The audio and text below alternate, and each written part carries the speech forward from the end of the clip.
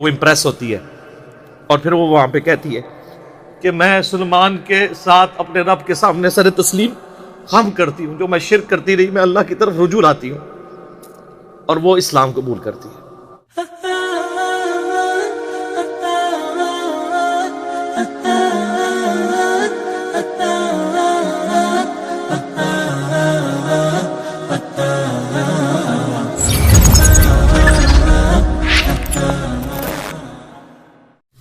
یہ سورۃ النمل میں بڑی ڈیٹیل کے ساتھ اللہ تعالیٰ نے حضرت سلیمان علیہ السلام کی زندگی کے چند واقعات کو ذکر کیا ہے 30 آیات کے اندر، آیت نمبر 15 سے لے کے 44 تک مسلسل 30 آیات میں سلیمان علیہ السلام کا اللہ تعالیٰ نے ذکر خیر کیا ہے۔ سٹارٹ اسی سے لیا ہے کہ وہ اپنے امتیوں سے کہتے ہیں کہ دیکھو اللہ تعالیٰ نے ہمیں کثیر مخلوق پہ فضیلت دی ہے، ہمیں جانوروں کی بولیاں سکھا دی ہیں، جنات کو، ہواؤں کو، پرندوں کو ہمارے لیے مسخر کر دی ہے، اللہ تعالیٰ نے ساری قدرت دی ہوئی تھی۔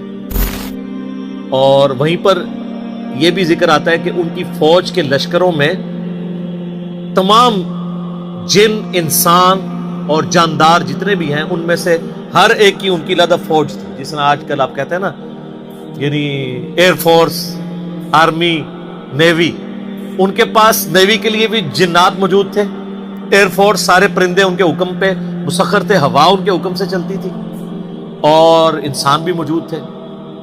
اور پھر اسی میں ذکر آتا ہے جس کی وجہ سے سورت کا نام ہی سورہ النمل ہے۔ نمل عربی میں کہتے ہیں چیونٹی کو۔ وہ اپنے لشکر کے سمیت گزر رہے تھے تو چند چیونٹیاں تھیں، ان کی ملکہ ان کو کہتی ہے، قرآن نے اس کا قول نقل کیا ہے کہ سلیمان علیہ السلام اپنے لشکر سمیت آ رہے ہیں، کہیں ایسا نہ ہو بے خبری میں وہ ہمیں پاؤں کے نیچے کچل دیں۔ تو پھر وہ چیونٹی باقی چیونٹیوں کو کہتی ہے کہ تم لوگ اپنے بلوں میں چلی جاؤ۔ یعنی چیونٹیوں کا یہ عقیدہ تھا کہ حضرت سلیمان علیہ السلام اور ان کے جتنے صحابہ ہیں ان کو علم غیب کوئی نہیں ہے، کیونکہ تبھی تو کچل دیں گے نا، الا یہ کہ اللہ ان کو بتا دے۔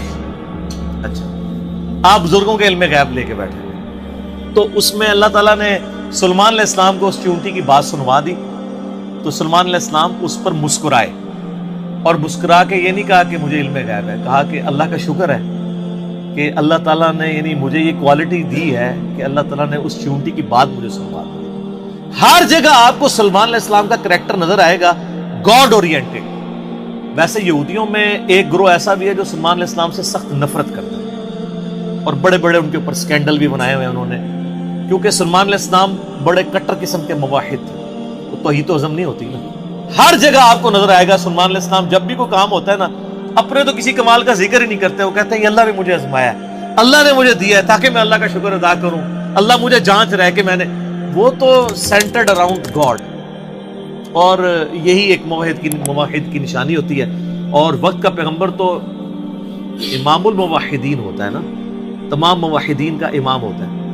تو وہ چیونٹی جو ہے نا، اس کی گفتگو حضرت سلیمان علیہ السلام سن کے مسکراتے ہیں اور پھر اللہ تعالیٰ کا شکر ادا کرتے ہیں کہ مجھے اللہ نے یہ کوالٹی دی ہے۔ اس کے بعد پھر ذکر آتا ہے کہ اسی دعا میں وہ کہتے ہیں کہ اے اللہ مجھے بخش دے، مجھے اپنی رحمت سے اپنے نیک بندوں میں داخل فرما، اور یہ جو تو نے مجھے اس طرح کی نعمتیں دی ہیں تو مجھے اس قابل بنا کے میں تیری نعمتوں کا شکر ادا کروں۔ اور یہاں کہتے ہیں بزرگوں کا کمال ہے، فلاں کی نگاہ کرم، حالانکہ وہ کہہ سکتے تھے میرے ابا جی دیاں دعاواں نے، انہوں دا فیض ہے، میں انہوں دا ہی مرید ہوں نا۔ ابا وہ ہے بھی تھا، داؤد علیہ السلام پیغمبر تھے، سب کچھ گاڈ اورینٹڈ۔ ایک پیغمبر کا باپ بھی پیغمبر ہے تو وہ اپنی کسی کوالٹی کو اپنے پیر کی طرف منسوب نہیں کر رہا، جو واقعی جینون پیر ہے اللہ کی طرف منسوب۔ اسی لیے تو آپ کو کہا جاتا ہے نا کہ آپ قرآن نے ڈائریکٹ نہیں پڑھنا، آپ گمراہ ہو سکتے ہیں، کیونکہ آپ یہ سوچیں گے نا۔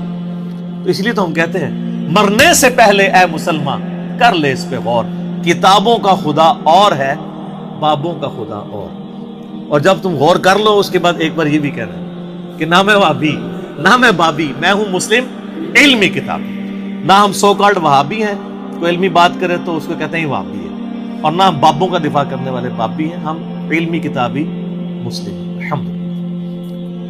اچھا، وہ سورہ نمل میں پھر آگے چلتا ہے کہ حضرت سلیمان علیہ السلام اپنے دربار میں بیٹھے ہوتے ہیں اب سارے ان کے کمانڈر حاضر ہیں، جنوں کا کمانڈر بھی ہے، اسی طریقے سے انسانوں کے کمانڈر بھی، سارے ان کے سردار وہاں پہ جمع ہیں۔ تو جو ان کی ایئر فورس کا کمانڈر تھا نا، وہ ہدہد ایک پرندہ ہے جس کی بڑی خوبصورت سی کلگی ہوتی ہے، جیسے مرغے کی ہوتی ہے، اور بڑا ایکسٹرا آرڈنری پرندہ ہے۔ آپ جا کے گوگل پہ سرچ کریں، یوٹیوب پہ اس کی ویڈیوز دیکھیں کہ اللہ نے اس کو کیا صلاحیتیں دی۔ وہ ان کا سمجھ لیں ایئر فورس کا چیف تھا۔ تو آپ نے فرمایا وہ کدھر غائب ہے، اور پھر ساتھ فرمایا کہ وہ اپنی غیر حاضری کی کوئی جسٹیفیکیشن مجھے پیش کرے، اور اگر اس نے کوئی ایسی جسٹیفیکیشن نہ پیش کی کہ وہ میرے دربار سے غائب کیوں ہے، تو میں اسے سزا دوں گا یا میں اسے ذبح کر دوں گا۔ بس یہ آپ ورڈک بولتے ہیں تو تھوڑی دیر بعد ہدہد آ جاتا ہے اور وہ اپنی جسٹیفیکیشن پیش کرتا ہے۔ اب ظاہر ہے وہ میں نے بتایا کہ سورہ نمل میں ہی آتا ہے کہ اللہ تعالیٰ نے جانوروں کی بولیاں سکھا دی تھی۔ تو حضرت سلمان علیہ السلام مجھ سے پوچھتے ہیں کہ بتاؤ سر پھر ہدہد دیکھیں کڈا پکا مواحد سی۔ وہ کہتا ہے کہ اے سلمان علیہ السلام، میں آپ کے لیے ایک ایسی خبر لے کے آؤں جو آپ کے علم میں بھی نہیں، بابی نہیں تھا ہدہد نا۔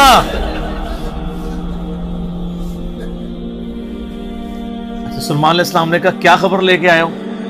ان کا میں ایک ایسی قوم کے پاس سے آیا ہوں کہ جن کی حکمران ایک ملکہ ہے، عورت، اور اس کا بہت بڑا ایک عرش یعنی اس کا تخت ہے جس پہ وہ بیٹھتی ہے۔ اب وہ آپ کو نا ویسے کھنڈرات بھی اس کے مل چکے، میں ایک پکچر ہمیں ملی، انشاءاللہ ہم اس میں اٹیچ بھی کریں گے۔ آلموسٹ سمجھ لیں وہ کوئی آج کے دور کے اعتبار سے آپ دیکھ لیں کوئی 50 فٹ چوڑا اور لمبائی میں تقریباً 100 فٹ اور اونچائی میں بھی تقریباً 50 فٹ کے برابر، مختلف اقوال ملتے ہیں۔ یعنی ایک اچھا خاصا بڑا اس کا تخت تھا جس پہ اس کے سارے وہ سردار ارد گرد بیٹھتے تھے، اور وہ پتھر کا بنا ہوا بڑا سا۔ ان کا میں نے ایک عورت دیکھی ہے، تو وہ آپ کے علم میں نہیں ہے کہ وہ حکومت کر رہی ہے ان پہ، اور بڑا اس کا ایک تخت ہے، اس کے کئی سردار ہیں، اور شیطان نے ان کے برے اعمال ان کی نظر میں سنوار دیے ہیں۔ وہ اللہ کو چھوڑ کے سورج کی پوجا کرتے ہیں۔ سر ایک ہدہد کو بھی ٹینشن ہے شرک کی، آپ ذرا یہ دیکھیں۔ اسی لیے اللہ تعالیٰ نے فرمایا نا کہ قریب ہے کہ آسمان پھٹ پڑے اور زمین شک ہو جائے اور پہاڑ ریزہ ریزہ ہو جائے۔ ام دعوا للرحمن ولدا، جو رحمان کے لیے بیٹا تجویز کرتے ہیں، اگر یہ شرک کی تکلیف کا احساس یہ آسمان، زمین اور پہاڑوں پہ ہو تو یہ بھی دب جائے اس سے کہ اللہ کے لیے اس طرح کی باتیں لوگ کرتے ہیں۔ تو اور پھر وہ کہتا ہے کہ اب ہدہد کی بھی آپ تقریر دیکھیں جناب، کہ شیطان نے برے اعمال ان کی نظروں میں سنوار دی ہیں، اللہ کو چھوڑ کے وہ سورج کی پوجا کر رہے ہیں، حالانکہ عظمت اس اللہ کی ہے جو زمین و آسمان کا مالک ہے۔ ان کو تو چاہیے تھا اسے ہی سجدہ کریں، اور اس پہ آیت سجدہ بھی ہے۔ اللہ اکبر، سبحان الملک المقتدر۔ تو اب حضرت سلمان علیہ السلام چونکہ توحید کے امام ہیں، دنیا پہ اللہ تعالیٰ کے ریپریزنٹیٹیو ہیں، جب وہ یہ بات سنتے ہیں نا تو وہ کہتے ہیں میں تیری اس بات کی تصدیق کروں گا کہ تو سچ کہہ رہا ہے یا جھوٹا بہانہ تو نہیں کہیں کر رہا تو، ورنہ تو حضرت سلمان علیہ السلام کہتے ہیں کہ ہاں مجھے تو پہلے علم غیب اللہ تعالیٰ نے دیا ہوا ہے، میں تو دوروں میں دیکھ سکتا ہوں، وہ تو اللہ دکھائے گا تو دیکھیں گے۔ حضرت سلمان علیہ السلام نے ایک خط لکھا اور اس ہدہد کو کہا، اچھا یہ کوئی سٹوری نہیں ہے جو آپ کے علماء بیان کر رہے ہوتے ہیں، یہ ورڈ بائی ورڈ سورہ النمل آیت نمبر جو ہے وہ 15 سے لے کے 44 تک 30 آیات ہے۔ جو چیز ان آیات سے ہٹ کے آئے گی میں اس کو مینشن بھی کروں۔ تو وہ خط لکھ کے دیتے ہیں کہ یہ خط لے جاؤ اور جا کے ملکہ جو ادھر کیا ہے، ملکہ بلقیس جو ہے یہ اسرائیلی روایتوں میں آتا ہے، قرآن میں صرف ایک عورت کا ذکر ہے کہ جو حکومت کرتی ہے، اور خط اس کو دے کے پھر دیکھنا اس کا کیا جواب دیتے ہیں۔ ہدہد جناب لے کے خط پہنچا ہے اور جا کے اب ہدہد ایک خط لے کے آ رہا ہو اور ملکہ کے وہ جا کے بیڈ روم میں سیدھا جا کے لینڈ کرتا ہے، کوئی سیکیورٹی گارڈ کوئی کچھ نہیں روک سکتا، وہ کھڑکی سے آ کے اس میں لینڈ کر کے سامنے لا کے اس کے خط پھینکتا ہے۔ تو حضرت سلیمان علیہ السلام کا خط وہ کھولتی ہے تو وہ اس خط میں تو 2 ٹوک جملے لکھے ہوتے ہیں، انہ من سلیمان و انہ بسم اللہ الرحمن الرحیم، اور تم سر تسلیم خم کر کے فوراً میرے پاس حاضر ہو جاؤ. بس یہ 2 لائنوں کا ایک جملہ ہوتا ہے. جب وہ اپنے سرداروں سے مشورہ کرتی ہے تو وہ کہتی ہے میرے پاس ایک معزز خط آیا ہے، اور یہ معزز خط سلیمان کی جانب سے ہے. انہ من سلیمان، سورہ النمل آیت نمبر 30. یہ واحد مقام ہے جہاں سورت کے اندر بسم اللہ شریف آئی ہے. ایک عزت والا خط آیا ہے. عزت والا وہ اس لیے کہتی ہے وہ اس کو پتا چل گیا کہ غیر معمولی بندہ ہے کہ ہدہد جس کا خط لے کے آ رہا ہے میرے پاس. تو ظاہر ہے یہ کوالٹی تو اس کے پاس نہیں تھی کہ یہ کوئی کتنا بڑا بادشاہ ہے کہ جس کو اللہ نے یہ حکومت دی ہے کہ جانوروں پہ بھی اس کی حکومت ہے. تو وہ کہتی ہے کہ ایک معزز خط میرے پاس آیا ہے جو سلیمان کی جانب سے ہے اور وہ اللہ کے نام سے شروع ہو رہا ہے. اس سے یہ سنت ٹھہری کہ جب آپ کوئی خط لکھیں کسی کو تو بسم اللہ سے اس کا آغاز کریں، اور اس میں یہ ہے کہ سر تسلیم خم کرو اور میرے پاس حاضر ہو جاؤ. تو وہ اپنے سرداروں سے کہتی ہے کہ میں تمہیں پتا ہے کہ میں کوئی کام اس وقت تک نہیں کرتی جب تک کہ میں مشورہ نہ کر لوں. ہر معاملے میں تم سے میں مشورہ کرتی ہوں. قوم سبا کی وہ ملکہ تھی. تو مجھے بتاؤ تم مجھے کیا مشورہ. تو سردار تو آپ کو پتا ہے جو ان کی تو ایک خاص جنگجو نیچر ہوتی ہے. انہوں نے کہا ہم تو بڑے طاقتور ہیں، بڑے زور آور ہیں، ہم ہر طرح کے بادشاہ کا مقابلہ کر سکتے ہیں، آپ ہمیں حکم دیں دیکھی جائے گی. لیکن وہ تو سمجھدار ہوتی ہے. جسے مجھے بھی آگے لوگ پھونک چڑھا رہے ہوتے ہیں، لیکن جو بندہ ڈرائیونگ سیٹ پہ بیٹھا ہوتا ہے اس کو پتا ہوتا ہے کہ کام کو کس حکمت سے لے کے چلنا. تو وہ ملکہ کہتی ہے کہ اس کو تو اندازہ ہو گیا کہ یہ کوئی عام بندہ نہیں ہے، ان کی ساری پھوپھا نکال دے گا وہ. تو وہ کہتے ہیں کہ وہ ملکہ آگے کہتی ہے، اس کے الفاظ اللہ تعالیٰ نے نقل کیے. وہ کہتی ہے کہ یاد رکھنا بادشاہ جب کسی ملک میں داخل ہوتے ہیں نا تو وہاں کے شرفاء کو ذلیل کر دیتے ہیں. تو یعنی یہ جو ہمارے پاس ملک ہے یہ بھی ہمارا چھن جائے گا. ہم میں یہ طاقت نہیں کہ ہم اس شخص کا مقابلہ کر سکیں. یہاں پہ بھی آپ دیکھ لیں انگریزوں نے یہی کیا ہے نا. جب انگریز یہاں حکومت میں ہے نا سب سے زیادہ ذلیل انہوں نے کیا ہے خاندان مغلیہ کو، اس لیے کہ وہ یہاں پہ رولرز تھے. تو انہوں نے کہا پہلے تو جناب ان کو اتنا ذلیل کرو نا، کیونکہ ان کے اندر جراثیم موجود ہیں حکومت کرنے کے، ان کو تو ذلیل و خوار کرو. تو وہ ملکہ کی بات یونیورسل ٹروتھ اللہ نے نقل کیا کہ جب بادشاہ داخل ہوتے ہیں تو وہاں کے شرفاء پھر سب سے پہلے وہ ذلیل ہوتے ہیں. تو وہ کہتی ہے کہ اس میں جلدی نہیں ہمیں کرنی چاہیے، میں سلیمان کو نا کچھ گفٹ بھیجتی ہوں اور میں دیکھتی ہوں کہ اس کے رسپانس میں وہ کیا کرتا ہے. تو پتہ چل جائے گا کہ وہ واقعی ایک دنیا دار بادشاہ ہے یا اللہ کا ریپریزنٹیٹو ہے. یہ اس نے چیک پوائنٹ رکھا کہ اگر دنیاوی بادشاہ ہوا تو دنیاوی بادشاہ پرانے زمانوں میں دوسرے ملکوں پہ کیوں حملہ کرتے تھے؟ تاکہ ان سے ان کی دولت ہتھیائیں. تو اگر ہم جزیہ دینے پہ آمادہ ہو جائیں اور سالانہ ہم ایک رقم مقرر کر لیں گے اتنا آپ کو ٹیکس یا جزیہ دیا کریں گے تو وہ ٹل جائے گا. تو وہ بڑے زیادہ تحائف دے کے نا ایلچی روانہ کرتی ہے سلیمان علیہ السلام کے پاس. اور وہاں پہ سلیمان علیہ السلام کے پاس جب وہ ایلچی پہنچتے ہیں تو سلیمان علیہ السلام تو اسٹریٹ فارورڈ ان کو جواب دیتے ہیں کہ مجھے جو کچھ اللہ نے دیا ہے تمہاری یہ دنیا کی حقیر دولت اس کے مقابلے میں کچھ نہیں ہے. مجھے تو اللہ نے کیا حکومت دی ہوئی ہے. تو بلکہ سورہ نمل میں اللہ تعالیٰ نے ان کی دعا بھی نقل کی ہے. سلیمان علیہ السلام کہتے ہیں اللہ مجھے ایسی حکومت دینا جو میرے بعد پھر کسی کو نہ ملے. اور انسانی تاریخ میں سلیمان علیہ السلام سے بڑا بادشاہ نہ ان سے پہلے کو گزرا ہے نہ بعد میں جس کو اس لیول کی اللہ تعالیٰ نے حکومت دی ہو. تو وہاں پہ جب ایلچی پہنچتے ہیں تو وہ ان کو اسٹریٹ فارورڈ جواب دیتے ہیں اور ان کو واپس کر دیتے ہیں کہ جاؤ اور اپنی ملکہ کو بتا دینا کہ اب ہم وہ لشکر لے کے آئیں گے جس کی تاب تمہارے لشکر نہیں رکھ سکتے، انتظار کرو ہمارا. تو وہاں سے چلے جاتے ہیں. وہ تو چلے جاتے ہیں اور سلیمان علیہ السلام کو پتا ہوتا ہے کہ وہ مطیع ہو کے ہی آئے گی، کیونکہ وہ سمجھ گئے ہوتے ہیں کہ اس نے یہ جو ڈیسیژن کیا ہے وہ کیوں کیا ہے. اب یہ فاصلہ آلموسٹ 2000 کلومیٹر کا ہے.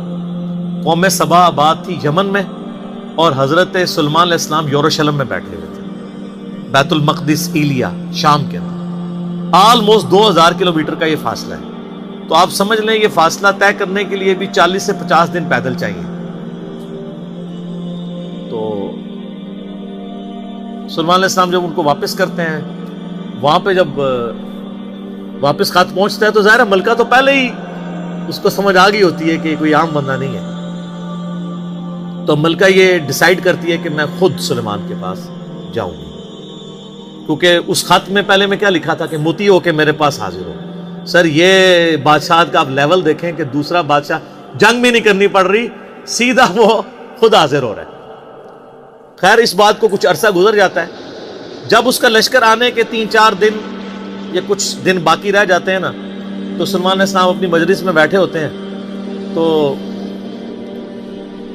سلیمان علیہ السلام اپنے درباریوں سے کہتے ہیں کہ وہ جو بلقیس بلقیس ہے وہ مطیع ہو کے میرے پاس آنے والی ہے۔